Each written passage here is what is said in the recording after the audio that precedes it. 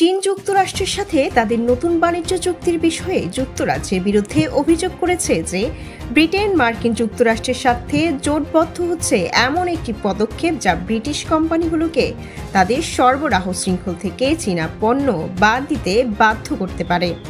গেল সপ্তাহে স্বাক্ষরিত যুক্তরাজ্য মার্কিন বাণিজ্য চুক্তি অনুসারে গাড়ি ও ইস্পাত রপ্তানির উপর মার্কিন শুল্ক থেকে ব্রিটেনকে সীমিত ছাড় দেওয়া হবে যদি এটি কঠোর আমেরিকান নিরাপত্তা প্রয়োজনীয়তা মেনে চলে। এই শর্তগুলির মধ্যে রয়েছে সরবরাহ শৃঙ্খল এবং মালিকানা কাঠামো যাচাই করা।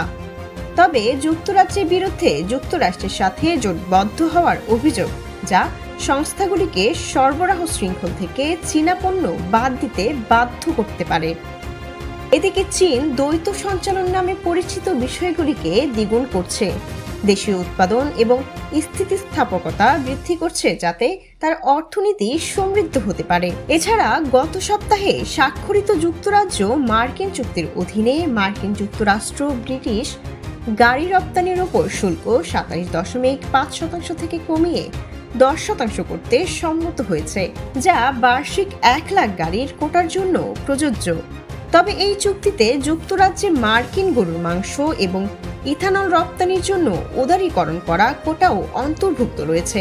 পাশাপাশি ওষুধ ও উন্নত উৎপাদনে আরও গভীর সহযোগিতা অন্বেষণের প্রতিশ্রুতিও রয়েছে, যা আবার মার্কিন নিরাপত্তা বিধানের সাথে যুক্তরাজ্যের সম্মতির ওপর নির্ভরশীল।